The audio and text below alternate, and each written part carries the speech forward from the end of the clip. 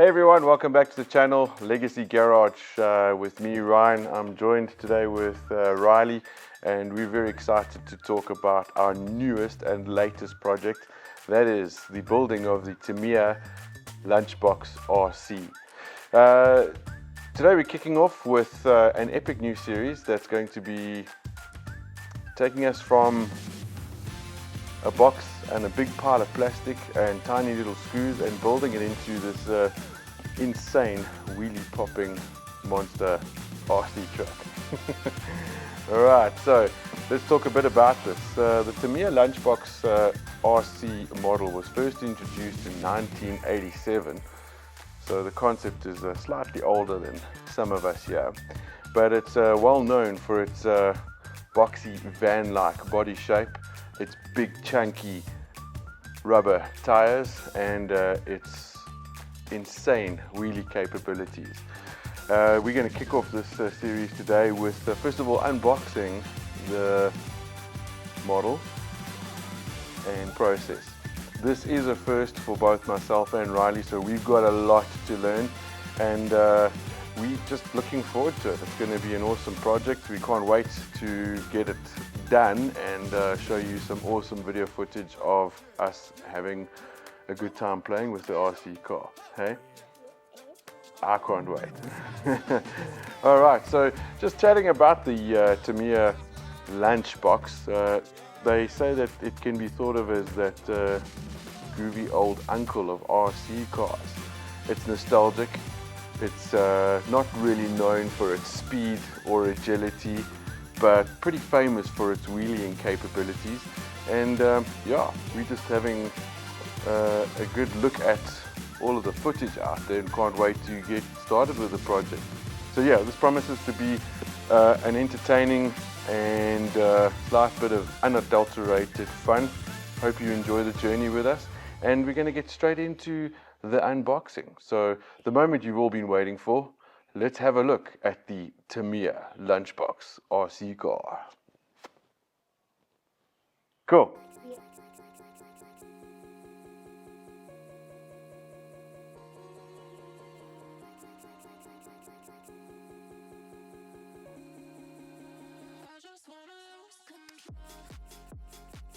Alright, first things first, the instruction manual. This is going to be our guide as to what the heck do I do with this part. Basically our lifeline, and I've learned to never underestimate the power of a good instruction manual, especially when you're dealing with hundreds of tiny pieces.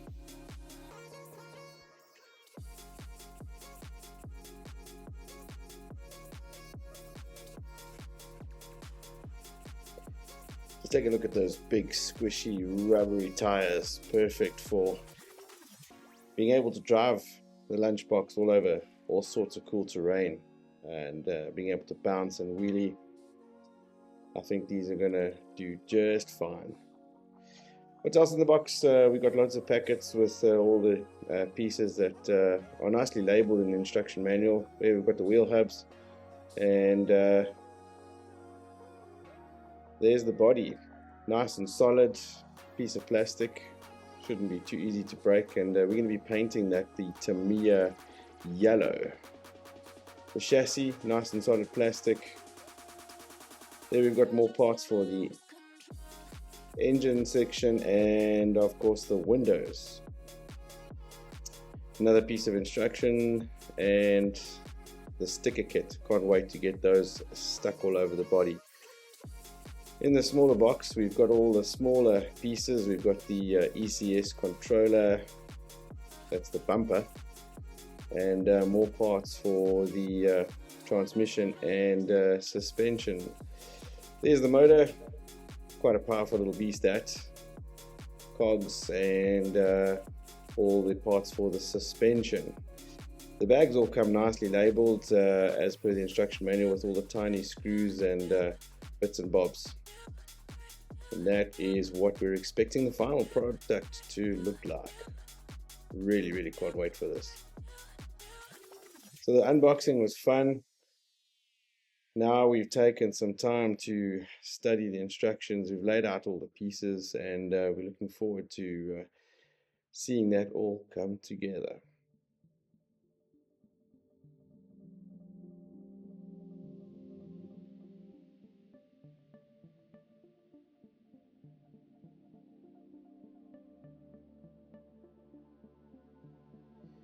So this was the part that had us the most nervous, was trying to figure out the electronics. Never done this before, and had a slight briefing from our friends at the hobby shop, who gave us a rudimentary rundown of what we should look out for in terms of connecting the battery, the receiver, the servo, and the ECS controller.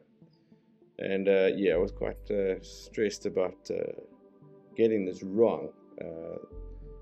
You end up plugging these wires in the wrong way around and get a bit of reverse polarity, and you potentially blow the ECS, which in a nutshell means that we end up having to take another trip to the hobby shop and spending more money. But we followed the instructions, managed to take the orders down correctly, and it looks like it's all starting to work. There you can see Rob's hands holding down the motor, twisting the controllers, switches, and we've tested the servo. It all seems to be working just fine for now, so thankfully we haven't messed that up too much.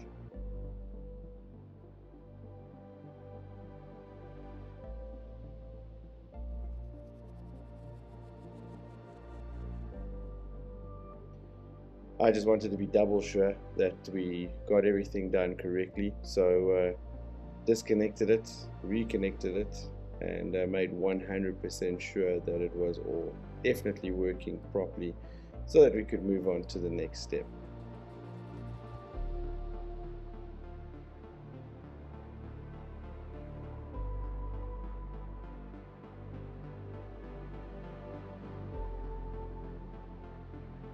Right, so with the electronics all sorted out, again we just took a quick revision on the instruction manual and got ready to move on to step number 2.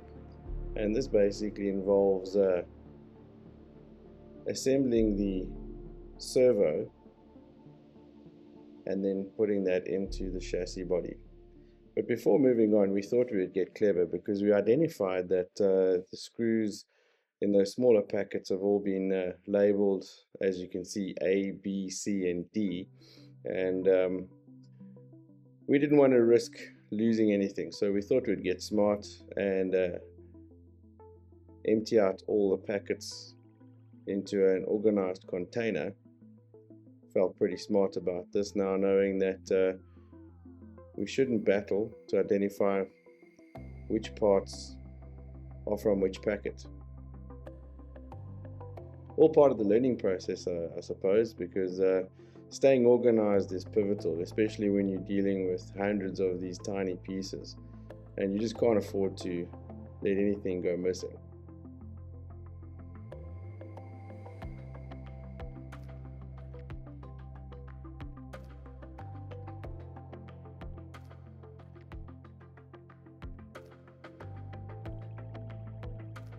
Alright, now we are just double checking the instructions, trying to make 100% sure that we measure twice, cut once, as they say in the handyman world.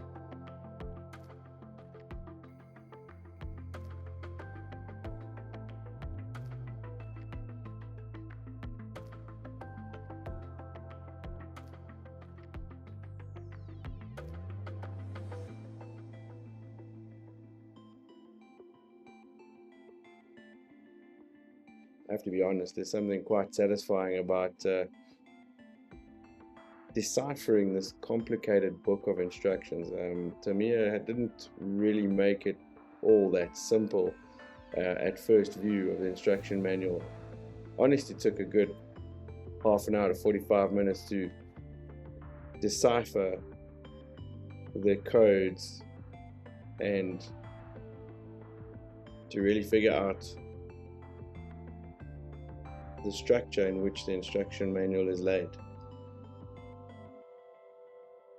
There are some parts where it's a little bit ambiguous, and you really have to take your time to make sure that you make the right move on the pieces.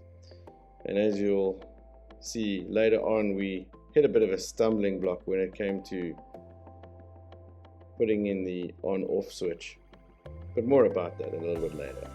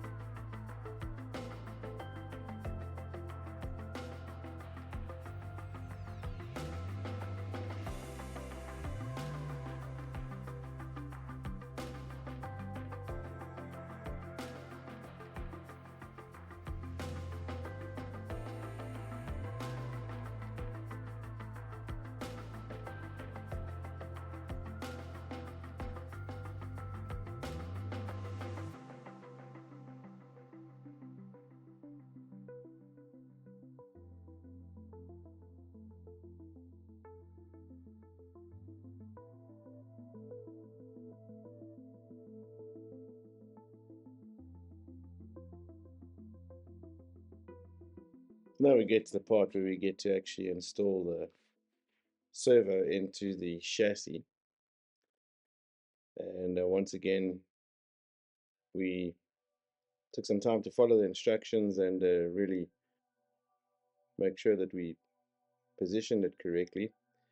And now that things were a little bit less complicated with the electronics, we managed to get Riley in to come in and assist and get him started with screwing in some of the side bits. His hands are still a little bit small and a tiny bit clumsy, so with a little bit of assistance from Dad, we managed to get it all screwed in eventually. Something so satisfying about watching the youngster look on this project with keen eyes and so willing to learn. And that's what we're about here at Legacy Garage. The passing down of knowledge and skills, especially when it comes to technical elements. There's just nothing more satisfying than, first of all, being able to spend some great quality time as a family unit, but doing things that are fun and constructive, and watching the youngster learn about these technical aspects really is quite satisfying and a magical use of time. And I certainly hope that he benefits from the learning that we get to do in our time at the Legacy Garage.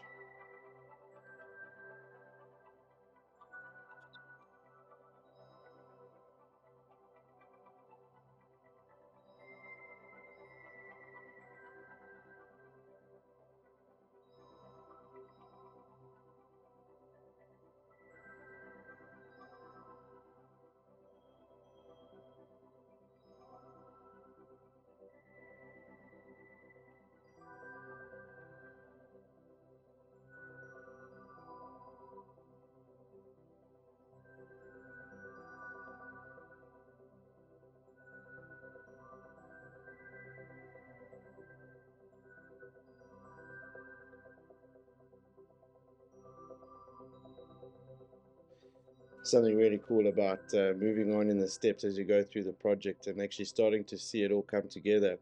You gain a bit of momentum and get more and more excited as you move through the project, and you almost get keen to just do it all in one go.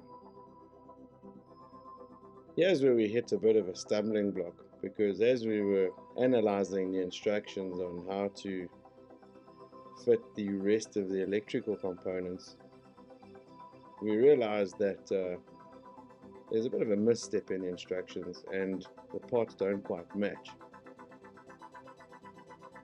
We tried all sorts of things. We turned the chassis up, down, sideways, looked at the instructions again and again and again, and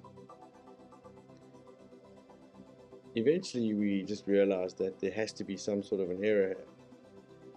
Thankfully, in the world of YouTube, I did some Googling and looked for others that might have had similar problems in this area, and yeah, eventually I realized that the only solution to this particular problem would be a visit to the hobby shop and to humbly go and ask for a bit of assistance.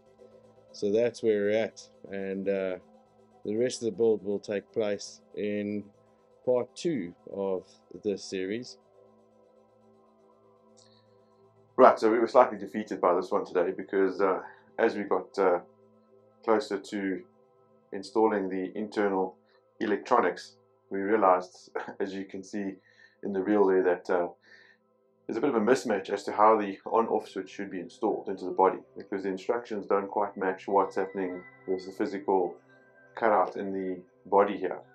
So we're going to have to pause the project there for now. I'm going to take a visit to the experts at the hobby shop and see if they've got any advice on how to tackle this one.